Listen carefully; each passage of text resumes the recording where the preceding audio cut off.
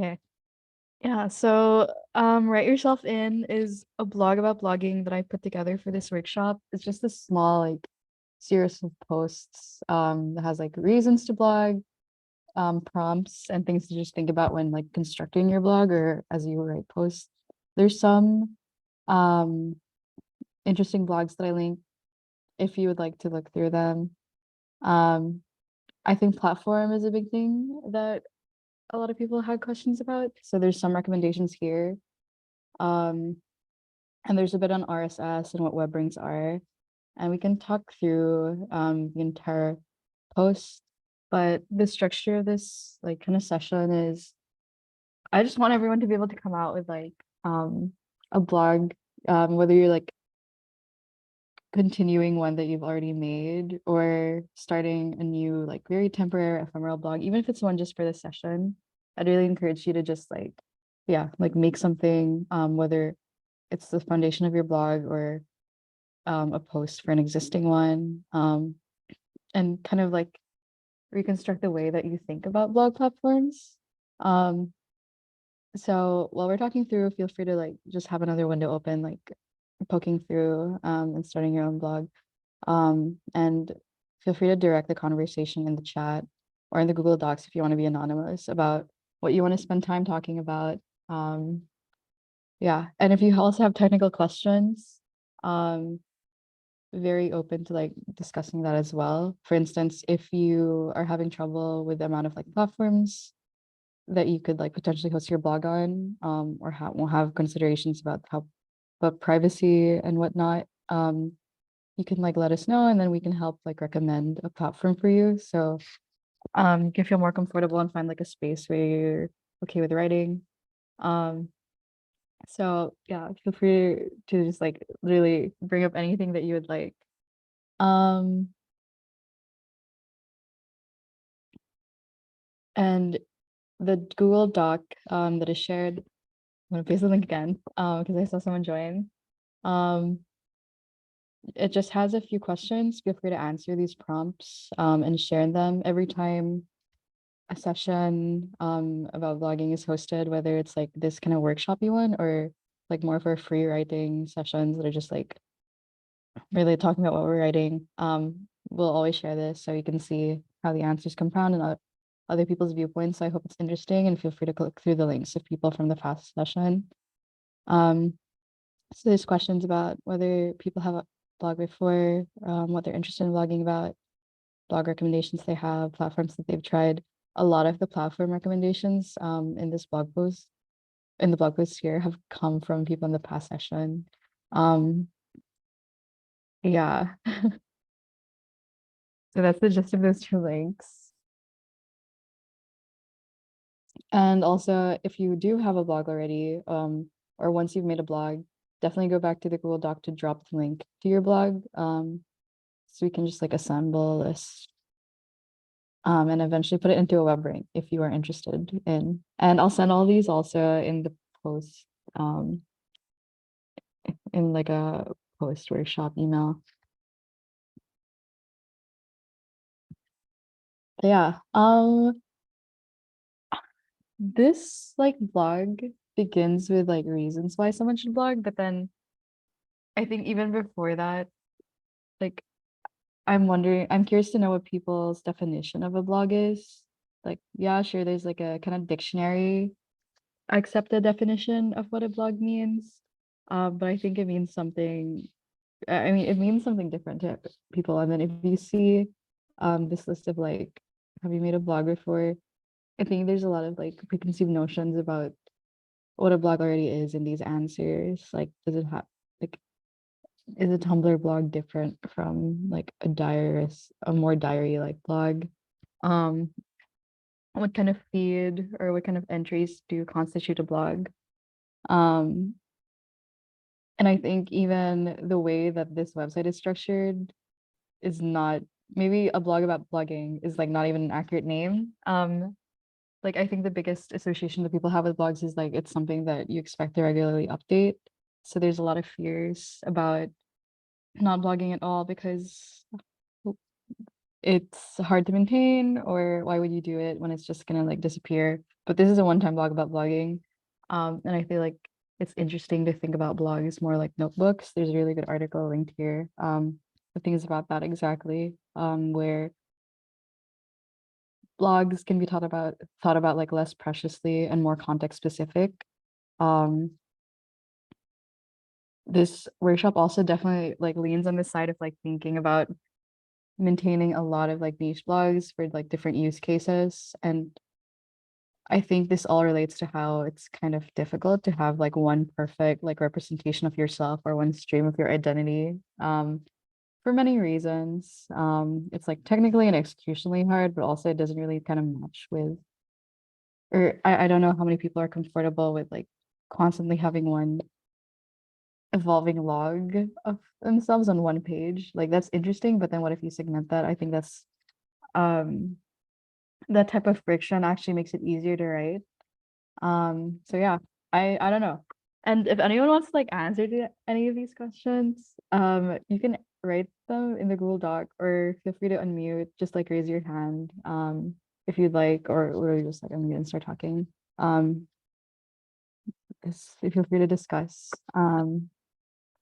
Like that is encouraged. Yeah, so yeah, just raising that question about the definition of a blog in the first place. It's also something that I think I have been grappling with. My primary blog is definitely just like a very like diaristic like thing that I've been keeping for 8 years. Um, but it's also something I want to challenge. So yeah, let's see. People here who have made a blog before, 15 years ago, that's a long time ago. Sharing links to websites and games I liked. It became more like a journal.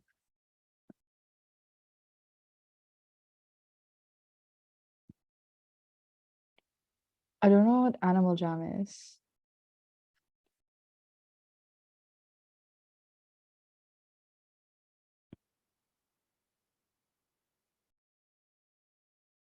And the aesthetic differences in these links is definitely very interesting. Um, Tumblr blogs are also like a big thing. I feel like Tumblr as a platform definitely makes it easier, or like definitely encourages having a lot of different types of blogging platforms. Or have a lot of different like kind of journals and entries. I don't know if it's I don't know if like people usually blogged on kind of more social platforms like Tumblr, or like LiveJournal where they're like friends or where you can follow blogs, or if people usually started more independent blogs. I think that's also a big like I think there are big differences between either approach, but then they're all still blogs too.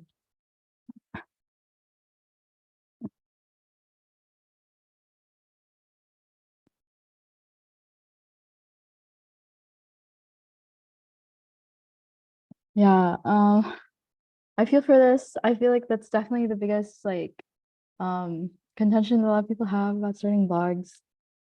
I think the most important thing is like the approach to blogging here. I can start like easing into the reasons to blog question. But again, if anything else comes up, feel free to bring it up. But it's easy to think about blogs as like needing to serve or needing to be of value to other people. But when you think about blogs more personally, or like compare it or liken it to like more personal notebooks, I think the most magical thing about blogging to me is like it's an act that I primarily do for myself. I definitely frame it in like as an act of like self-preservation. Like I like blogging to capture like the mundane things about my life that other social media platforms or sites don't really care about. Like just really like the day-to-day like struggles or thoughts that I have. And then by blogging about it, it's like an act of kind of legitimizing my experience and just like cementing it somewhere. And I think that's a really powerful act. And because so much of the internet kind of thinks about life as a highlight reel, like mundane kind of blogging or blogging that is just like radically true to your own self and your desires and your own thoughts. ends up often being incredibly like important when other people like stumble upon it. Like it's especially resonant when you can see this like very earnest stream of someone's life and then find that this like raw depiction of someone is something that you can really like feel and share in. It's nice to feel that like mundane human experiences are like universal. And I don't think there's a lot of spaces in the internet that really highlight that. Especially when you think about blogs as like kind of lower stakes as opposed to like a YouTube channel where you vlog or like even a TikTok, which I guess is the broader comparison. Um, like I think it's one of the easiest ways to like just maintain a space for yourself, um, to preserve yourself, and in that it's like already an incredible act. Um, yeah, that's my take on it. That's like basically half of the reasons to blog. It's all just based on that like point about self-preservation and thinking about blogs as mundane bits that you write. But again, blogs can definitely be more than just like journal entries, and that's like I think that's the default that people think about. But then if it's just like a dump of links, I've been thinking about MP3 blogs a lot, and that's like the one I linked in this doc. I think that's also like a lost art. Just like literally sharing what you care about in like this stream of consciousness. Um, yeah, and I appreciate everyone's thoughts.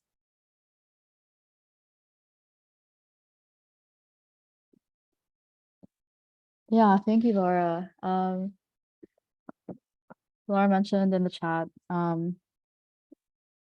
that they stopped blogging because it stopped feeling easy the way it once did, because they got caught up in the idea of sharing something useful to people. Um, yeah, I feel like that's a lot of social media now. Like something has to be worthwhile, something has to be valuable, something has to be interesting in order to be shared. Um, I think it's very reasonable to have a lot of those fears, but I think I don't know where to begin, and there's like no right way to think about this because you can definitely think of the space you occupy in the internet as like precious or that it needs to be worthwhile, but then like another way to think about blogging is that you're literally making space for yourself, and this space is by nature of it being for yourself doesn't have to like cater to anyone else's expectations or demands. Um, what is useful to you, or what is useful from person to person is different anyway, and you have no idea if someone is more interested in just like technical writing and the highlights of your life versus like if someone actually appreciates um like mundane smaller thoughts or link dumps even without context, especially when the latter I think is like dying.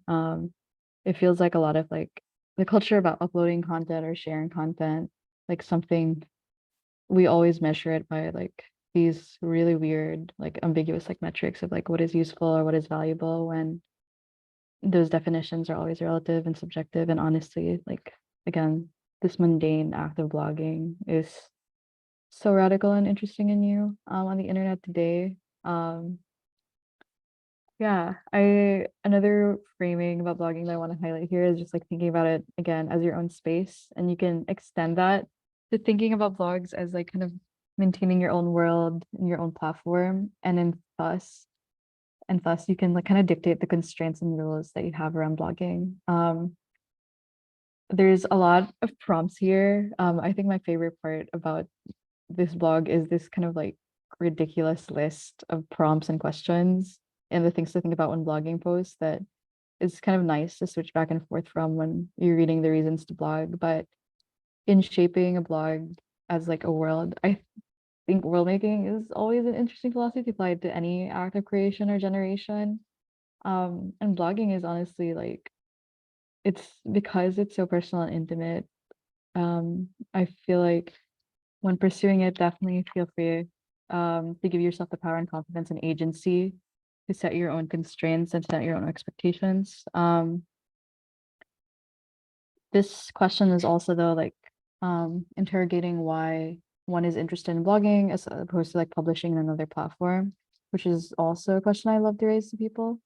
Um, yeah, And this workshop in itself arose out of kind of like Twitter basically dying, or the spirit of Twitter being different. I consider it dead also. Like it's still working, which is honestly miraculous, but then um it it doesn't feel the same. And in general, just like the web seems to oscillate between these two modes of like, oh, everyone wants to be on the same platform and everyone wants to know each other there, which I guess is like Twitter, Instagram, and those equivalents.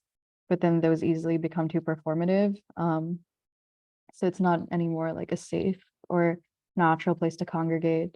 So we kind of diverge and make our own corners of the internet, and personal blogs, and thinking about the indie web and like personal websites again becomes like in or trendy. I feel like not that the internet has been like out there enough for us to like really witness these trend cycles, but I feel like it's kind of intuitive that this happens. There's definitely a rise in like the indie web and whatnot, and it's closely correlated to like the thought about why it's worthwhile to pursue blogging here. Um, but then this workshop doesn't really think about like I don't think it's necessary to like make your own website necessarily, and that there's a lot of platforms that support that ethos. Um, so that's one thing to think about. And yeah, blogging as world making is, I think, a really nice framing again because of those rules. There you can dictate audience, you can dictate even the time constraints and just like the temporality of the blog. Um, I don't like the Google definition of blog where it has to be like something that is regularly updated. I think blogs can be ephemeral in one time, and that is like another way to make it easier to really push yourself to start writing. Um, Honestly, forming narratives and stories and preserving them is again like very special and precious. Um, yeah, and there's a small list of notes here, again, very similar to the prompt list, um, that kind of tackle common concerns that people have about blogging. That, for instance, blogs have to be finished. That blogs always have to be your own writing. I don't think that's necessarily true. Again, about the ephemerality of vlogs or the consistency of it. If you blog once every 5 years, that's like awesome and honestly interesting in its own right. Again, dismissing expectations people have about blogging. A conversation that I think can kind of get pretty deep, and unfortunately a lot of like the recommended platforms here aren't too good at tackling, is like blogs. We talked about the temporality of blogs and whatnot, but then most blogs are always like ordered by like the recency of posts, like they're chronological. And that's also a way you can kind of like steer away from. I think this relates closely to like the digital move towards making like digital gardens on the internet, often just like lifted from people's notes. You can also think of blogs as a digital garden, where it's more topic based, and it's like and you have like maybe a limited or like a finite set of posts, and then you're constantly just like adding on to it. And again, a blog doesn't have to be for anyone but yourself. Um, and there are some prompts for blogs here and whatnot. But yeah, another interesting thing about blogs that I wanted to highlight, um, about audience and privacy. Obviously, there's a point about like what content you choose to share. Another that I think is like very intrinsic to the nature of blogging is just like audience who consumes it. Um, the website like has prompts for like, what if you have a blog that you share only with your friends, and it's kind of like a shared commonplace notebook amongst yourselves that each one of you like that you can only access amongst your group. I think that's an interesting way of thinking about it. Another thing though, is just like I think when a lot of people think about like blogs, a decade ago, there's this magic about just like stumbling upon someone's blog accidentally, or just like following link trails to suddenly like appear in someone's blog. And in today's context, I think this is a key thing of like what differentiates having a blog from having a newsletter. Um, and I think the form of a blog lends itself a lot more to setting more like a newsletter has its own set of constraints, but a blog definitely has more rules that you can work around. In the sense that a newsletter, and why I personally have aversions to it, or why I prefer the format of blogs, is like there's a version that you publish and is the one that lands in everyone's inboxes, and also just like I don't know what is worth publishing sometimes. I don't know when a blog piece is finished, and sometimes I just want to have like a list of entries that I consider like constantly updating. And newsletters aren't really fit for that. Yeah, there's the main edition that people see is the one in their inbox, and share like Substack and other platforms of like can actually present like a modified blog, but and other newsletter platforms don't even allow you to like edit entries. And maybe that's a constraint that you also want to impose on blogs, but I think that a bit about audience, where bloggings are nice because it's like kind of magically stumbling into someone's world, is interesting. Um, I think there's also this like modern day like behavior in social media sites, like the act of having finstas or private Twitters or close friends, where we like to carve out like kind of layers to ourselves that we only trust certain people in. Um, and because blogging is like a lot of people have links that they share in their bios and whatnot, but then to really like consume someone or know them through their blog, there's this kind of act of intention and actually like in someone like yeah determining that they do want to see all of these notes from you, and it's something that they have to refresh regularly to get to. I think that's another interesting thing about audience that can't that no not many other places in the internet really replicate. um so yeah, that's interesting to think about. I'm wondering if that quality like speaks to anyone, that blogs are just like one of those few spaces on the internet left where you can just like kind of magically stumble on something. um Yeah, that's those are some reasons to blog. I don't know if that was convincing enough or if anyone's still unsure. Um, I think newsletters can also be blogs though. That's more of just like the way I'm like kind of technically making them distinct. And there are Substacks and newsletters that people have shared in the blogs for the web ring. So they're also definitely valid. And if you do want to occupy space in someone's inbox, or if you do want to have like a final version of each work that you want, that and you're okay with that nature, that's also totally fine. um yeah.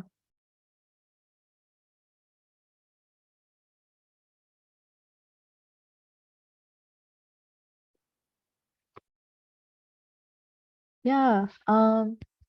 Yeah, I don't think most news like some platforms only allow like, because a lot of them are optimized also for like marketing. It's they don't always allow like a newsletter archive, or like newsletters are it like they're so segmented. I don't want to get into like too much like marketing or like MailChimp talk, because but if for anyone who's like worked at a company, or like you see the newsletters in your inbox, they're just like they're so directed and targeted towards audience. I think another thing about like blogs versus newsletters, it's you don't know who's reading it, and I like that behavior. I'm not sure if anyone resonates. Like newsletters, like sure, Substack, you can like read through someone's posts without subscribing to them, but then like newsletter, it makes me think that someone has to be subscribed, and it feels kind of commodified. That's sort of the type of writing where you know every single person's address and you can see their open rate and you can see so many statistics. Blogs also support kind of that those metrics. But I don't think a lot of them center around it, especially the non-social blogs. Like Tumblr definitely is kind of focused on engagement, but it's hard to like detach ourselves from who thinks this is valuable if no one is like liking the posts. Um, So I think that's also why blogging is so important. Like sometimes you just want to exist on the internet and generate and create without seeing any numbers associated with it. That's honestly like so hard to find um in many spaces. So I think that's also why it's worthwhile to pursue a blog.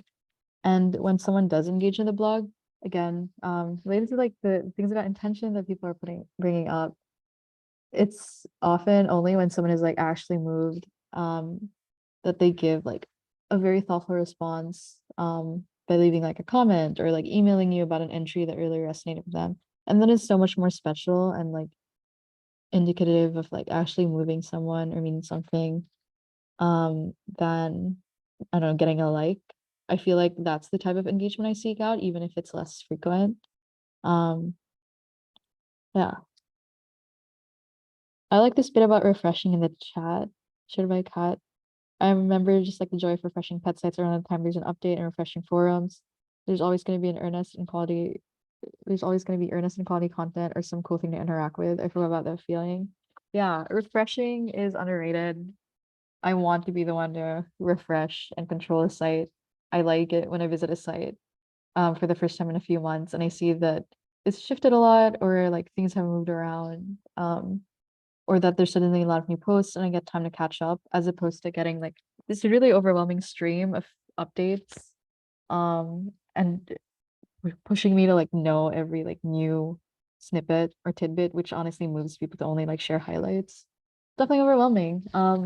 Then sometimes I think like writing a blog, if we're gonna think about like metaphors, like making it as a world, it's like visiting a friend's place and seeing that something is fresh and that furniture has been moved around and that there's kind of a new like there are lots of new changes and it's time to catch up. I feel like that's rare in the internet that usually pushes like immediacy and urgency um and thus makes us think that something has to be worthwhile. But blogs like completely change that dynamic. Like sure there's RSS readers, but I feel like again, because there's so much friction, um and there's intention again to like subscribe to someone's blog in that way.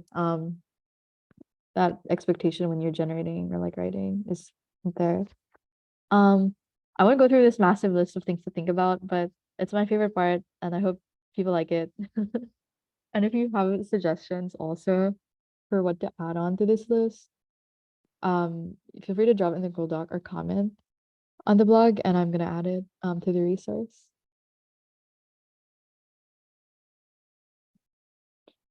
Yeah, yeah. I'm glad you like it.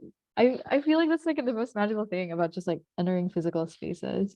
Because what is immediately new isn't in my face. There's no like update message or whatever.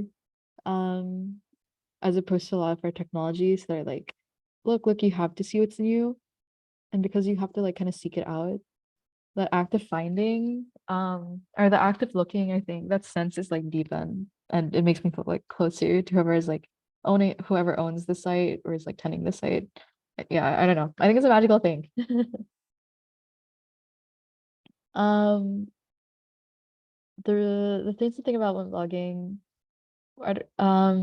post also has links to some articles. If you have good articles in writing or blogging, feel free to share also. I honestly don't know that many, so I would love recommendations. Um, Earlier I talked about like thinking about blogs and notebooks. Maybe that's less intimidating. This is an amazing like piece on that. Laura Schwartz to write I'm first must world, which again also thinks about it in the context of worlding. Um, just to give examples about the constraints that you can set on blogging. Basically Laura talks about some blogs that she started.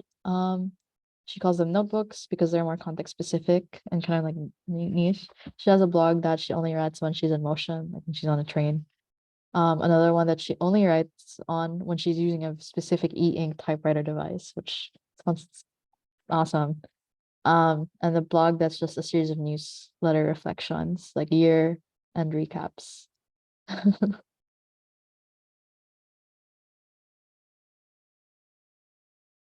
So yeah, it would be cool if you had a blog that you only wrote to on your phone, or a blog that you only wrote on at a specific time, or a blog that you only publish once a year. Um, Consider them.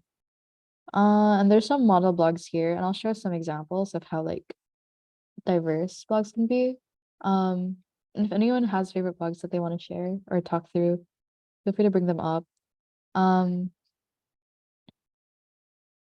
I don't know if anyone like watches or has seen Bill Wurt's videos. He's made those like weird like default text like YouTube videos that are like part comedy, part incredibly dense histories of the world. But this is Bill Wurt's blog, which is just like date, time, and they're usually just like random one-liners. Um, which is amazing. It just feels like a notes app entry or a long list of notes app entries. And this is so awesome. It's amazing because of like how far back it dates for one. And also how simple it is. Like honestly, it's overwhelming, but then you could easily dig through it. And I think that's an amazing way to get a sense of someone. And because it's just like one-liners without context, it's like best of tweet highlight reel, but without the pressure of who's reading. Yeah. I'm sure there's a lot of Billwords enjoyers here. Um, that's an example. Um, this is another one that is really good that kind of, I'm not sure if it's just described as a blog. It's more of like a digital garden. The way this creator set up their blog, it's this like emoji kind of forest that you horizontally and vertically scroll through. And again, I if you're interested in not being bound to like a chronological series of events, maybe this is a nice layout that you can try. It's just like random links that do pages on each things. Um, like one is a DJ mix or a series of mixtapes, and the other is just like series of film photos, photographic negatives, and whatnot. Um, this is like taking the stumbling onto a blog is an amazing feeling. I think to another level because you have no idea what has changed too. It's like literally just wandering through a forest. So again, like consuming the entire thing takes a lot of intention, which I think is really fun. Also just like beautiful in design. Um, I don't. Oh, okay. I can share also my favorite one. It's my favorite blog and one of my favorite websites ever. I don't really know who knows it. It's owned by the sound artist, and this one challenges whether blogs are only like or must be like written. Um, this is the index. It's also not very chronological. Like, sure, some things are dated, like the series, but then most of them are like kind of topical. And it's a series of basically like field recordings, or it's primarily audio based, I'd say. They're interspersed with like diary entries and just like scans and clippings from the person's life. But it makes use of so many field recordings, and that's something I need to do. I need to make a blog that's just for field recordings. And I don't know if anyone is like an avid voice memos user in addition to I'm sure the cult of like notes app users here, but then if you want to have a blog that just posts like audio contents or snippets, that's something to consider. My friend has like a dream journal, which is like, yeah, dream journal is kind of basic. It's fun to like try and recall something, but their dream journal is like voice memo only. So they record it like right after like having an insane dream, and they sound like I don't know, completely messed up every time. And they're saying the most absurd thing, and it's honestly the most wonderful like form of dream journal I've ever seen. And there's a radio, there's underwater level on this blog, and GIFs and digicam videos. It's amazing. I'd highly recommend digging through it also. And it's so nice that it takes a lot again to like just like get a sense of this whole person and what their deal is. But in a way, like it's so hype each entry is so hyper specific. Um, but then it's also not like it doesn't force itself to be a cohesive representation of this person's life. But still, I feel like I know so much about them, but only certain aspects of their life that they've revealed. And also just like sound is so interesting as like a media for memory that I think is like very underrated. Yeah, I love scans and notebook clippings also. There's this example that is just like scans, and there's only like 3 scans so far, but that's a blog.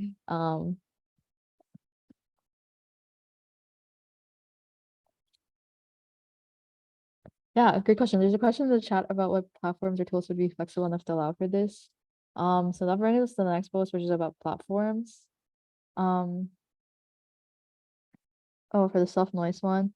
Yeah, the self noise sound website I think is can coded, but then there are like site builders that you can use to replicate like the same effect and have that level of flexibility.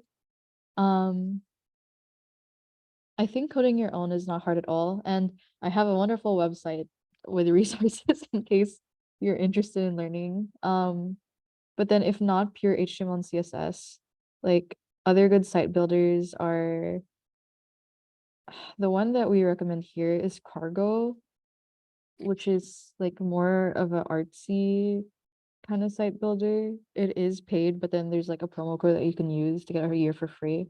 And if you need one, I can send it out in an email afterwards. You can see example sites with it. So it's it's like a site builder, but then you can easily add like custom HTML and CSS. Like it doesn't like price gate that. Um, and as you can see from the sites in use, there's really good templates, but then it's very easy to modify it. And then it's easy to upload media because it's a site builder and you can kind of, yeah, it's less difficult to manage. The downside though is it's pretty much like a thing you have to do on desktop. And if you want to write or like assemble things on mobile, I don't know if this is like the best tool to use. Um, yeah. So Cargo is what I'd recommend if you're interested in a site like self-noise, but then you don't want to code your own completely. I say this also because, well, you can do custom HTML and CSS, so, like the templates alone, you can easily achieve that. Um, this website is hosted on like Blogger or Blogspot, which is connected to Google. And I think it's good because unlike many things that Google has killed, it's still alive, but I don't know when they'll Google Plus it, so I'm not sure how strongly I'd recommend it. But that's the one thing to consider. I did have to like make a separate Google account from like my main one though, because it kind of ties it to your Google account in terms of like identity. So that's a downside. Um, the standard blog platform that most people use is WordPress. And WordPress has two versions, .com or .org. .com is like you can sign up for it and you'll get like your blog.wordpress.com, but you also have to pay and like it's not ideal of a platform. Like there's ads and stuff unless you pay to remove them. WordPress.org is like basically the same but better, but you do have to self-host it. So if you have like a hosting service, even something like Namecheap, which is what I use, because I couldn't be bothered to do anything else. A lot of like web hosts have a very easy way to install WordPress, like through like a software installer that is just like you click to install it and then it does it everything for you, and then you can just like edit your site and customize the HTML and whatnot. But also use like a lot of templates and tools that people have made over the years. Um, there are other recommendations, like Reading Supply is a modern one, which is similar to Medium. Like these are touted as like new blogging or writing platforms, and they're fine. The main downside is customization. If you care about that, and want to break free from like the general blogging forum, it's not the best, but it is like very clean and focused on writing. So really identify. I think when you're choosing a platform, the most important thing is like will it allow you to present your blog in the way you want, and will you actually be able to write on it? Um, or and when you think about writing for the blog, don't think that you have to constrain yourself to whatever like the editor for the blog site looks like. Like you can see this is oh, these are some of like the UI in these platforms. Like Reading Supply is a very clean one, but when you publish it, it looks exactly like this and you can't really change colors or anything. This is what the Blogspot platform looks like. It again looks ancient. Um, I think it's important to think about work stream. Where are you actually moved to write, or where like what kind of workflow will make you comfortable with publishing? And sometimes people want to be able to blog on the go. There's notes here about which platforms are really good for that. Like Blogger has like, for example, iOS and mobile and Android apps that are also made like third parties. So there's lots of options that make it easy to blog on the go. Other times, especially for complex setups like the self noise kind of blog, maybe you're more keen on an approach where, yeah, you'll collect things on your phone, but then you'll only sit down and assemble it on your computer like every now and then, like once a month. That's also a really good approach. Um, Other people just like use a standard one like WordPress, but then they use Google Docs or their software of choice to write posts, and then they'll just like copy and paste everything and then just like host it or like use the platform to publish. They don't do the writing there. So there's many ways to approach it.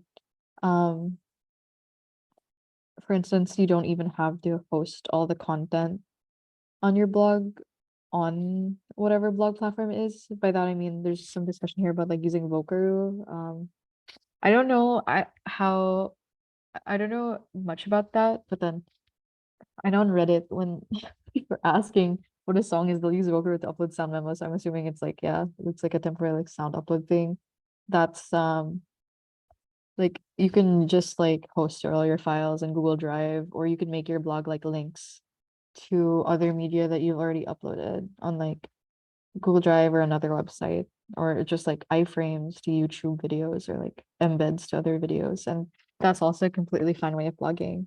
Just consider all of these when you're choosing a platform. Then also don't worry about it too much. Like literally just choose one and go. Um, I want to highlight some interesting platforms that we've talked about. Um, this one, if you're interested in just like like super easy blogging, there's this um tool that you just sign in with your Apple ID and then it hosts like a note you have as a blog. So that's or it hosts a folder you have as a blog. And it looks pretty decent. It's also very clean and not super focused on customization. But if you want a fast option, there's that.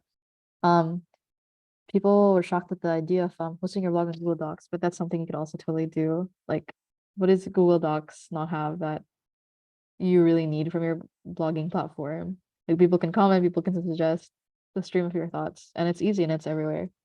Um, Arena is also another option to host blogs on, and there are a lot of like blogs they're hosted on Arena. For those who aren't familiar, Arena is basically just like a more artistic and academic version of Pinterest that is like not just images, but like links, text, videos, very mixed media. There's a lot of like illegal PDFs there. And it's a very clean surface. And if you're interested in finding a platform because of community, I think it's also worth trying Arena because it's such a self-selecting group of people. That if that matters to you, that's also worth a shot. But yeah, feel free to choose or try other platforms. There's just so many that this shouldn't be the barrier anymore, but it is like intimidating. Is it encouraged to post PDFs to Arena? Because I think so. I do it definitely for ones that are not super legal. I I don't know if mine have ever gotten deleted. Like I don't know if you got like a copyright notice message or a deletion message, but I wouldn't be surprised. Some PDFs that are like definitely not legal yet, or there though. Yeah, and if it's worth it on Arena, you can also make the channel private. Um, that probably prevents it from being taken down. I think it's really just an issue if it kind of blows up. Not that I'm encouraging piracy or anything, but I definitely am. Um, yeah. Okay, I'm gonna pause and again, I hope you've chosen a platform or have been considering a platform at this point. And the doc, definitely share the blog that you end up making here, whether it's a blog that you're just making for this workshop or one that you're continuing. Um, yeah, drop the link there. And there's bits on RSS and web rings that I can talk about, but then if anyone else but if anyone wants to ask any questions or has like a discussion point about blogs that you'd rather bring up, feel free to share.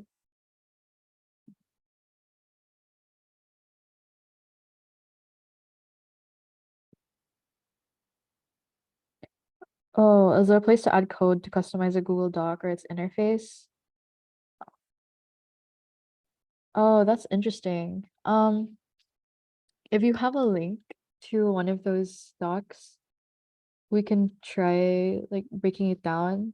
If it's a fixed image, I think a lot of people have been playing with like the watermark feature on Google Docs. And I think it's an image you can like fix it like over other pieces of content. And I think that's what was done. But that's interesting to me. I don't think I've seen that.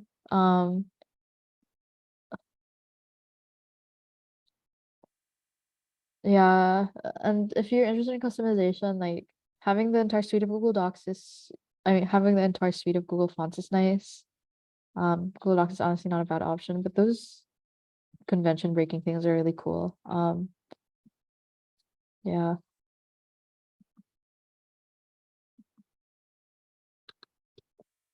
Yeah, if anyone has questions also about platform, or if you want a specific recommendation for a platform, feel free to let me know. I'm happy to chat more about blogging after this as well. If you need help.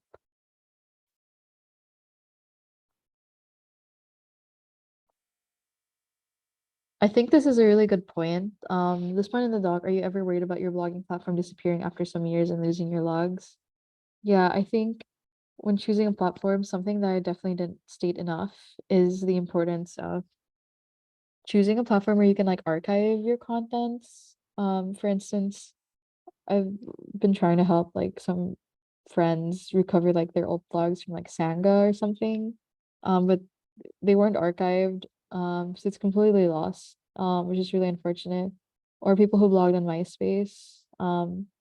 MySpace is like it was like primarily like a site, an audio site also and a social site, but then the death of that and the honestly like very reckless death of it lost so much of our history that like any platform, if you do blog as opposed to physical notebook where you kind of have it and maybe it gets lost, but then it's definitely still there.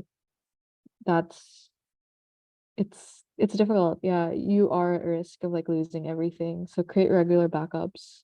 Um, put it on a hard drive or flash drive if you're really careful, or just like have a mirror to your blog, or like regularly like paste your own blog's link into the internet archive so it gets copied onto there. Or just like print it out, honestly. This is a huge concern, and that's one of the reasons why I'd be wary about some of these smaller tools. Like reading supply and whatnot. Like you have no idea for how long they'll be maintained. Um, older platforms like WordPress is probably still safe just because of how ubiquitous it is, but then you also never know. Blogspot, I honestly don't know. Like Google could kill it at any moment, like they did Plus. And that would also kill a lot of internet history. So if you care about preserving your blog, either like publicly put it on the Internet Archive or make your own personal copies. And if you do like reading blogs or like text, or anything internet native, I'd encourage you to make copies of other people's work also. You never know when like a YouTube channel or like a site just suddenly dies and goes away. So that's a huge thing.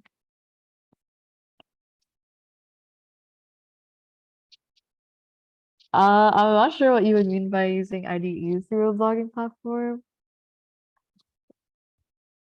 Like, how do you, mm, like uploading something from like your developer environment directly to a blog? Um, self-hosting a site.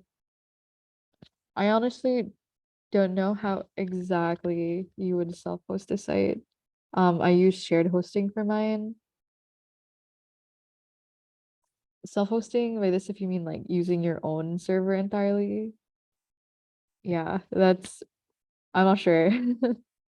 But if you mean like self-hosting as in like you're using WordPress but on another like on another server, even if it's a shared one, that's a bit easier to answer.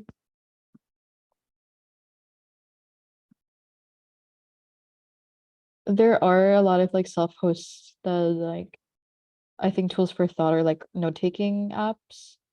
I think if that's what this question answers, and feel free to correct me if it's not what you're interested in. But um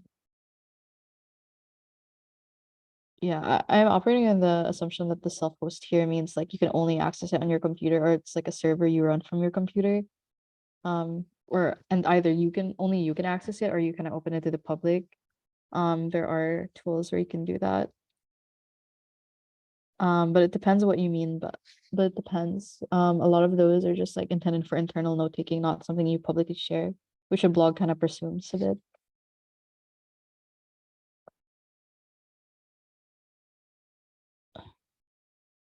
Um, yeah, web hosting is I don't know if I've made the best choice in terms of web host. I use Namecheap shared hosting because it's very affordable and also it's like a large provider. But I can see those being like reasons why someone would not be interested in like hosting their site there.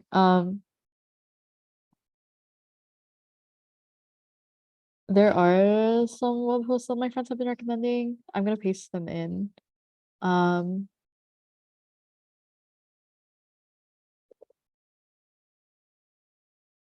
but then if you're interested in WordPress.org, I'm all of these web hosts have most web host recommendations that you'll get have like this control panel software called cPanel. And cPanel just has like a suite of like tools. You just like enter your site slash cPanel, and then you can see like a file manager, you can see options for controlling like any other domains you have and whatnot, and like email addresses. It's just like a suite of tools that you can use with your web host. And most of them have something called Softaculous, which is like this um app installer that is usually bundled with Namecheap. And from then on you can access you can easily install WordPress.org. And that's what I've done for all of my WordPress sites. I just chose a host that has like cPanel and Softaculous, and then I install WordPress through there. But then you can also just like have a web host that gives you like the details you need to connect to the server and then upload WordPress yourself and install it. Um, that's an option. My friends use this hosting platform because it's like eco-friendly hosting. I haven't looked too deeply into it, and I don't know if like the eco-friendly thing is performative as most brands are or like genuine, but this is something that you could look into. Um, or you can just use like Namecheap or whatnot.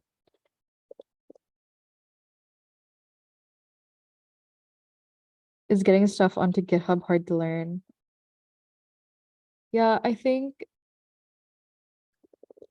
GitHub is like its interface is so oriented towards developers that it's very intimidating. And that terminology is definitely annoying, but I honestly also just use GitHub to host pictures and text entries and whatnot. And there are also a lot of like note-taking tools that use GitHub to sync, even though they're not, it's like not for developers at all. It's just like where it uses GitHub as storage. Um, I can share resources after this and add them to the site on how to use GitHub, but it's not too difficult. Half of those like terminologies aren't also like necessary to be able to upload stuff to GitHub. Like uploading something to GitHub is as simple as like creating a repository, naming it anything, and then you can honestly just like drag and drop files on GitHub on the browser, and that works. And that's sometimes what I used to do. Um, GitHub also has like a client called GitHub Desktop that makes it easier to sync like folders and files from your from your computer with like an interface that you can actually see what's going on. Kind of like similar to having like Dropbox or like iCloud installed on your computer, but with some extra steps. Basically like some folders that have like Git attached with it, um, are like then managed by like GitHub Desktop, and you can like see what you've added to your repository, and you can see a history of it, and revert history. So it's honestly like really interesting and powerful. Um, yeah, Kat gave a very good link.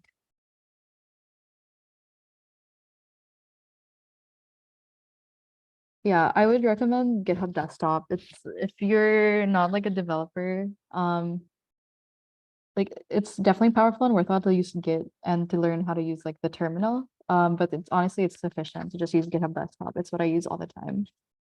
Um, this is GitHub Desktop.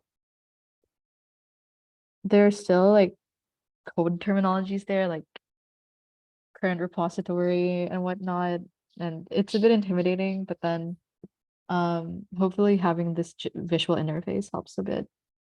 Yeah.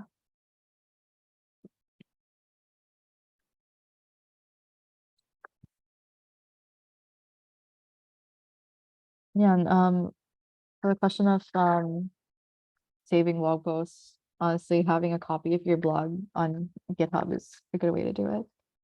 Um, and you can also use GitHub to host files, um, and easily just link to those files on the blog also. What sort of needs does a personal website versus a blog serve for you? That's a good question. I mean, I think blogs are a subset of personal website. Um, if you choose for the blog to be personal. Yeah, I feel like for me, my personal definition of a personal website is just like broader than a blog. A blog to me is um like there's still like talking about like bending the format and the expectation of what is hosted in a blog. Like it doesn't have to be chronological and whatnot, but for me it's like there's some entries there and they do point to something.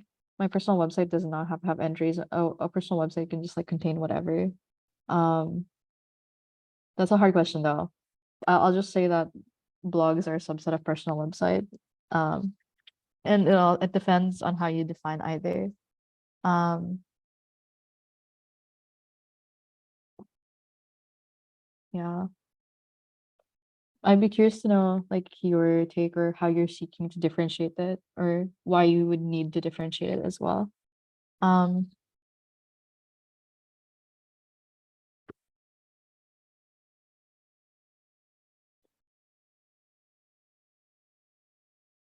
yeah, using GitHub to save notes is awesome. I do it too, and for my photos and everything. Mhm.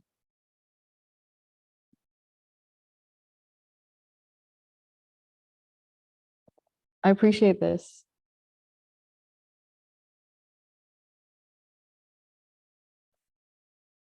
For anyone who's thinking about like a blog site that they code themselves, or a personal website, honestly, the boundary here is pretty blurry. Neocities is a good free tool that people use. Um, it's as simple as like just like making HTML pages on like a notepad or like text editor on your local computer, and you can drag and drop it onto Neocities. And the hosting is free, and it also has a very like kind community on it, and it can be social if you'd like. Like you can see every time people updated their blogs and what pages were modified, or you can also keep that entirely private. And for the self noise site, which is like very handmade and hand coded, um, Neocities is a good option for that. For WordPress though, you can't really like WordPress needs like servers and databases to run it. So that's why it can't be run in things like Neocities. You would need like a dedicated web host. But then if you're okay with just like HTML and CSS, Neocities is a really good option. Yeah.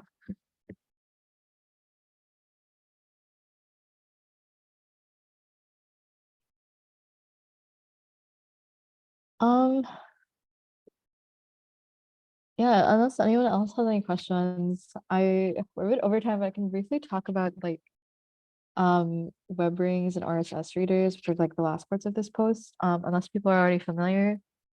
But then um maybe one thing that people don't like about blogging is that it's hard to keep up with blogs. Like sure there's the magic of something in, but then it's nice to just also have a stream of entries. And we talk a lot about the customizability around blogs and how they can all take different forms and whatnot. And what solves this or what answers like, oh, how can I get like one log, like one newspaper of all the blogs I'm reading? Maybe I like that form of like social media that I can just like do one scroll and like know what everyone's doing. RSS is this decades old technology that answers that. It's like the standard form of web feed. It takes the form of a XML file that is then like read out by a RSS reader of your choice. So basically, any blog that you choose, any blog that is like linked here, including this blog itself, has like an RSS feed in the form of an RS in the form of an XML file that you can access. And you basically just input the links to these feeds onto an RSS reader, and then you can see like one steady stream of um, all the blogs that you follow. Here's an example of the one I use. It's talked about here, this feeder. Also very identical. You can just see a list of all the new posts and then go to the site itself to read it. It also has its own like UI if you go to like the feeder website. Um, there's Oh, that's really cool. Um, yeah, I don't feel super attached to my RSS reader. I just use whatever's functional. If I will add more recommendations because I think there are a lot more powerful ones that I've been missing out on. Feedly is also a very popular one. I honestly just use like the first Chrome extension I found when Googling RSS reader. Um, but yeah, it's interesting how blogs that like how blogs just like spit out this and then because they take different forms and there's just one standardized format that readers can use to like present it more digestibly or present content from a lot of different sites. And you can add Twitter feeds, news sites, podcasts and whatnot to your RSS reader also, so you can have like your own customized like little newspaper of content that you want to sift through on the web. I am saving all of these RSS reader recommendations.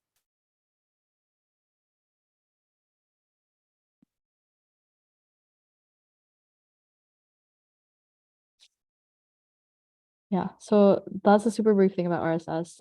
Most blogging platforms here, like they all come embedded with it. Like RSS is a pretty big standard. We need to make it cool again. And part of making it cool, I guess, is using readers called Freddy. It looks really good. So yeah, that's one thing to know. Though if the thing about a personal website or like a HTML CSS site is it just unless you kind of like set it up, you won't have an auto-generated XML file. And I think, and if that's the behavior you really want, you might want to consider a platform that makes it easier for you to do so, or consider how that's going to affect your work stream in terms of blogging. Um, and yeah, now I'll talk super briefly about web rings, which is the main encouragement to why you should put your blog here. But in addition to like stumbling upon a site randomly, I think a magic thing about like blogs or the way that we kind of like discovered other sites is through a kind of obsolete but slowly coming back form coming back like thing called web rings. Basically, like before following and follower lists and centralized platforms, um people used to code like these kind of circular kind of snippets of code that you could like insert on a site that would essentially create trails of sites that you could follow. They usually had like buttons attached to them. This is an example of a site with several web rings. And let me actually open this site. Um, yeah, usually there's like a main page to a web ring, and then there's like a back arrow and a forward arrow, and then you basically just like click through, and then you can see all the sites, and you eventually like go back to the beginning. And it's just a way of like seeing sites that are closely associated in topic, theme, or style. There's some examples of web rings that I listed down here. Um, this is the web ring. So if you're into like Y2K and like early web aesthetics and also just like the ethos and philosophies around an early web, um, that's this is a web ring for that. And the central site for a web ring often has a list of all its members. And sometimes it's a bit too like long and overwhelming, but then I don't know, they also link to each other and it's a nice mode of discovery. Um, Another one is this low tech web ring. Name kind of says everything. It's also quite large, which is not a bad thing at all.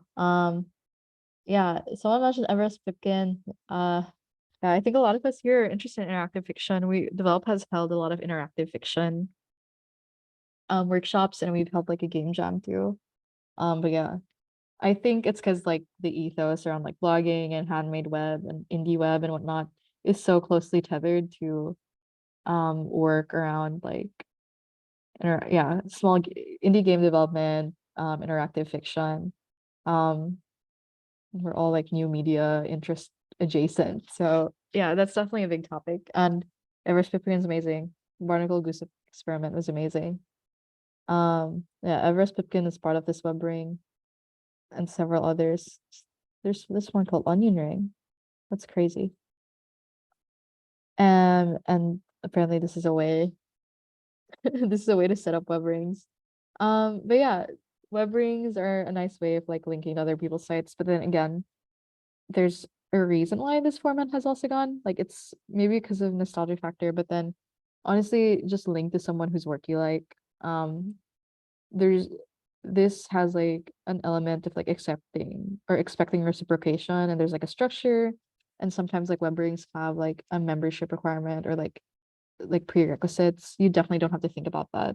Um, there's so many ways to make friends and connect with other bloggers on the internet. If you had one decades ago, it's like um yeah, you can just like have you and your friends like link to each other's sites, just like based on mutual agreement, or just have a list of like links that you really like. And that's honestly like a rare thing to see these days. That would be really cool as a concept for a blog or like just as a page on your blog. But web rings are just like one form of how people have tried to stumble upon each other and how they've tried to connect, but commenting on other people's blogs and signing their guest book, or just linking is also foolproof. Um, yeah, I'm glad that there's bonding over text games. Yeah, it's so nice to see how all of these philosophies are so closely interrelated. But that's the gist of the resources on this blog. I hope people, while listening to my voice ramble, were able to like pick a platform and start experimenting, or at least discovered the tools that they're going to start building their blog on. For me personally, what I'm trying to make is an MP3 blog where I also post illegal content. So I don't know if I can like show it in the recording, but it's also very scrappily done. Um, but yeah, there's and even if you don't have like the blog ready to share yet, but please do share it eventually. Um, if there's something that really provoked you, or if there's something that interested you throughout the workshop, definitely feel free to share. Let us know. Um,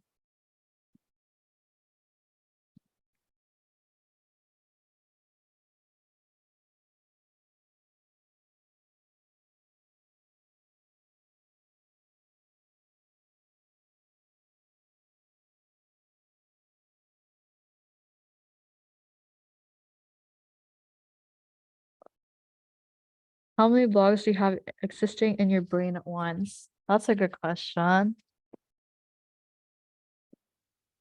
I think it depends on how you like to segment yourself and the ways that you can choose to like fragment your personal identity and interests. They don't always take the form of blog.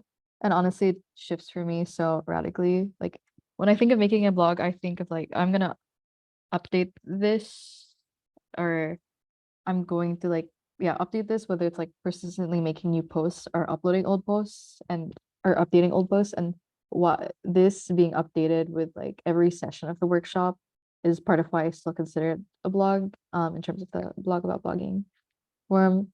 Um, I think it depends on what I'm interested in. I like to make vlogs for one-time hobbies or like times in my life. For example, if I'm in New City for summer, I will make a blog for that. Um, so it whatever context you're in that you think deserve a stream and a space in your head, and also an audience that you'd like to share, even though the audience isn't there yet, I think is worthy of a blog. I need to get into the practice of making more blogs though. One thing that I started right before this workshop is making a blog with friends, which is something I've never done, like when we're all of us are authors. Um, and it's definitely taken like a lot of like the fear about blogging away. And if one writes, everyone else is like kind of inspired to write, and it becomes a very generative environment. Um, but there's so many factors that have gone into that. Thank you. I'm so sorry that I rambled so much. No one wanted to unmute. I hope it was enlightening. Yeah, this is so fun to put together, and I'm very excited to see. Like, I'm so happy that people are thinking about blogging again. And for all the shittiness that is out there on the web, I'm glad that it's pushing people to make their own spaces and to like think more critically and more intentionally about preserving themselves and what spaces they can shape with their friends and whatnot. Um, yeah, I will send a follow-up email, but then most of the email will be like revisit the links and share your blog with me, whatever you choose to have made it on. And if any questions come up about like resource or platform where you don't know how to execute something, you can email me. Just use like the email linked on the Luma event or like DM me. Or there's a Discord for Developh that you can join. And if you have questions about tech, you can bring it, or the workshop, you can bring it up there also for more like live support. But yeah, this is not the end, and I'm very glad that you all came, and I hope it was inspiring, and useful. And if anything else comes up, always feel free to raise it. I'm excited to see all of your blogs and to continue engaging with the OS writers. Last thing I'll plug is like Developh will host some regular like free blog sessions. So as opposed to me talking through this whole document, it's more of like we'll have like a prompt at the start of the session, and we'll all just like write together if that interests anyone. And we'll have different formats of that. Like one is like focused on writing, one is focused on making a game. To add to your blog, or one is focused on just like compiling photos or storing photos or archiving existing entries. So that might be of interest. Okay, thank you all. I hope you all have a good evening or day wherever you are. Take care.